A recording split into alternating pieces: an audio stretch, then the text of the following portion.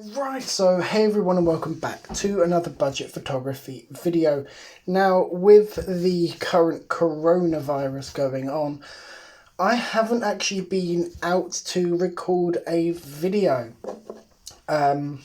So, because I've basically been self-isolating with myself and my family, so I haven't actually been out to record anything, and that kind of annoys me, to be fair. Because, well, I can't record videos, and all the videos that I've got lined up are outside videos. So the only one that I can do is this one, which is from a shoot we did the other week, and how I edit portraiture.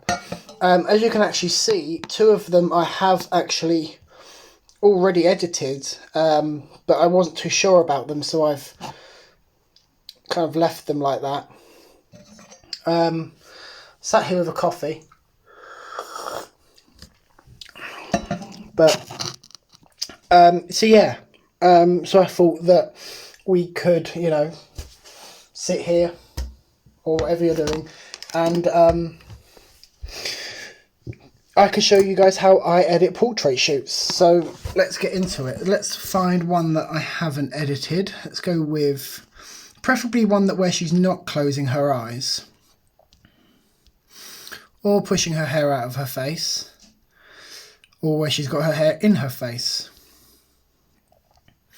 This one looks alright, although I'm not really too keen on where her hands are positioned there, but that'll be alright. So first of all, I'm going to straighten it all out. So I'm just going to go like that, push the straightening tool. The app that I'm using right now is Lightroom. I pay, £10 a month, I think it is, for Adobe Lightroom on all platforms. So I get it here on my phone where we are, and I also get it on my iPad, my laptop, and lots of other things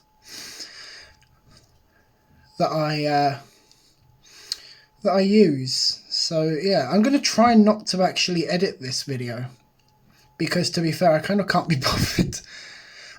Don't worry, I'm not sick, I've just got a cough. That is a little bit too vibrant for me, so we go into the colours, bring the temperature. Actually, I'm going to go into selective that. Get the paintbrush around here, and then we'll just edit the temperature there. Get some green in there. Too much. And then exposure, let's bring that back. Highlights definitely can come down. Contrast up, like that. And then we'll go back into that. Back into the painting tool. We'll paint just the bottom of the photo here and the subject. Just like that, just quickly. I'm not really looking to get it perfect, to be fair. I mainly want, oh come on, my phone's now not reacting properly. There we go. I mainly just want it to just look okay. So as you can see, that's what I've selected out here, and I can brighten it and I can darken it, and yeah, so I'll brighten that up, bring the contrast up a little bit more. I'll bring the highlights down, bring the shadows down. To be fair, what I don't really like is the fact that I've got quite a lot of fall off here from the painting thing that I've done, the selective thing that I've done. I don't really like that. I think I've not really done it too well, so I think if I can see if I can fix that. So I'm going to bring the whites down, and then I'll bring the exposure up, but that's a little bit too much. So if I go back, let's get rid of this. selective tool, undo selective changes, because I don't really like them, to be honest. I'm going to bring that exposure up though, and the highlights down. But other than that, I think I might just keep it like that. So then just go back to editing the whole picture.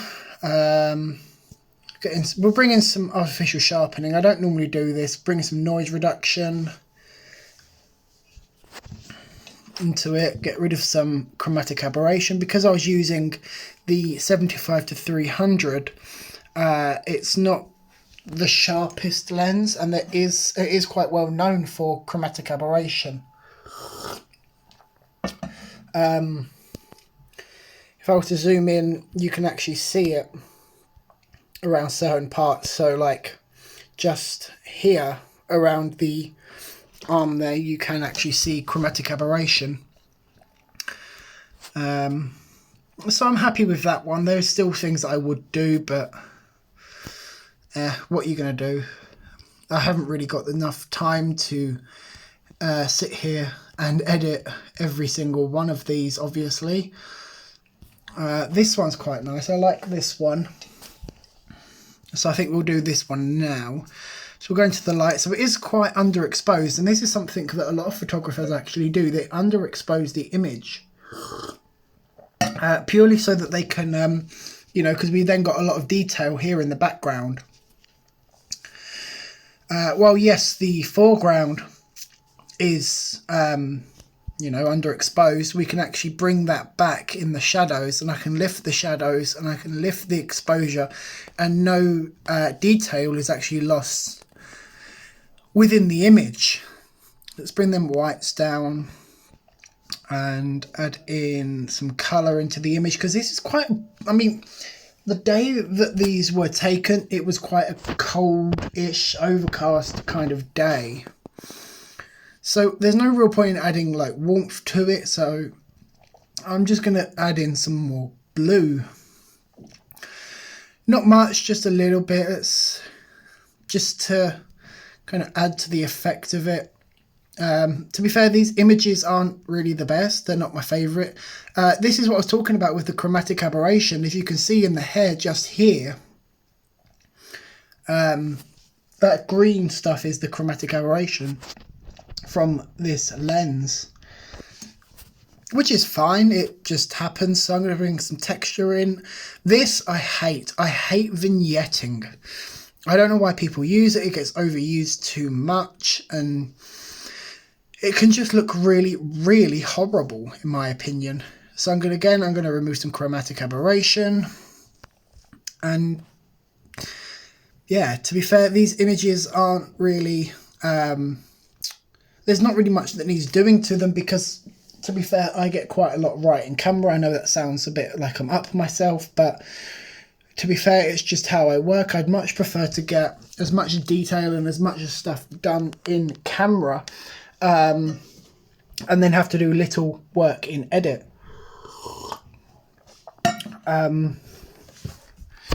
So I don't really need to do much. I mean, I might actually crop some of that out, just because there's quite a lot of the image there. I think we might take some more off the top. That looks a little bit better. I'm happy with that. I like that.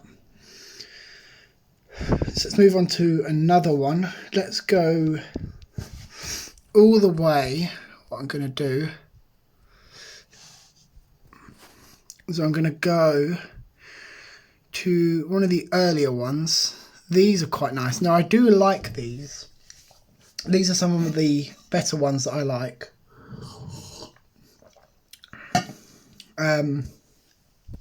Just the posing, the lighting. So again, as you can see, I've underexposed the image.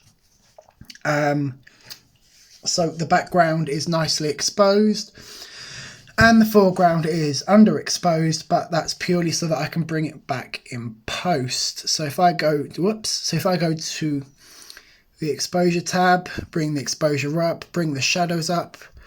Although something I have actually just noticed is something here around the arm. I think my thumb or something might have gotten in the way, so let's bring the highlights down. Let's see if I can fix that. I don't think I'm going to be able to on my phone. So let's go to another one and do basically the same. Yeah, as you can see actually, as I've brought the exposure up on the image, even actually just a little bit, if I bring that down a bit, it's quite bad. So let's bring them shadows down a little bit and the highlights down and the whites, and then see if we can bring back some of that exposure. No, you see, I can't bring the exposure down, unfortunately. So let's try for...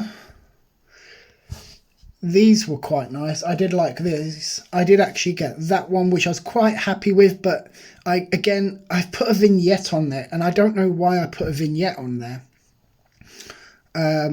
I really don't know why I put a vignette on it, because it's a really nice image without the vignette.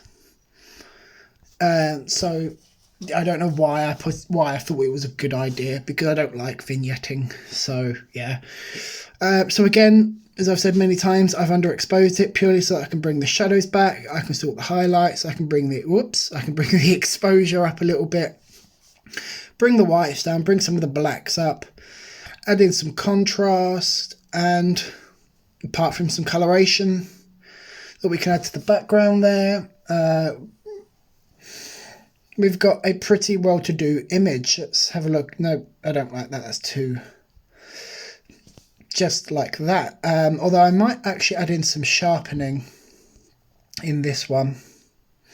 Some masking, some noise reduction, because I think, if I remember correctly, this was actually shot in an underpass. So I think the ISO was quite high. We got it at, what, ISO 1000, so that's not too bad for this kind of image. Oops. I mean, you've still got a hell of a lot of detail within the image itself. So here we go. Look, as you can see actually around her scarf tip just here, that blue line is the chromatic aberration where the lens can't handle the amount of light coming in. So yeah, we've still got quite a nice image. I mean, it is a little bit grainy. So, and as I said, the chromatic aberration. This is the real big problem with the 75-300 f4 Mark II.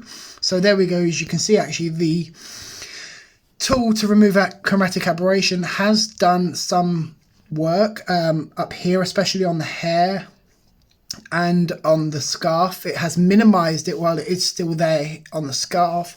It has minimized the amount of chromatic aberration that is on the scarf. Now we've got her phone here, and oh wow, quite a lot of chromatic aberration on the tip of the coat. Now I hate that. I mean, you can't really notice it when you're zoomed out like that, but as soon as you start to zoom in on the coat, which is unlikely people are going to do, but I know it's there, we know it's there, so I'm going to crop the image. So I'm going to go back up to the cropping tool, and I'm just going to crop that actually to like that, I think. Yeah, that looks pretty nice to me. I mean, yeah. Again, we've gotten rid of that troublesome piece at the bottom of the coat for the chromatic aberration. You can't really see it around the hair anymore, and you can't really see it around the scarf. So yeah, so that one's done. I'm happy with that one. There's some other images on my Lightroom. These other ones I'm not really too happy with because I kept getting her handbag in the bottom of the shot here. So I probably would just delete them. These are just not very nice. So I think I'll end it there at 15 minutes. Thanks for joining me in this video, guys, and I will see you in the next one.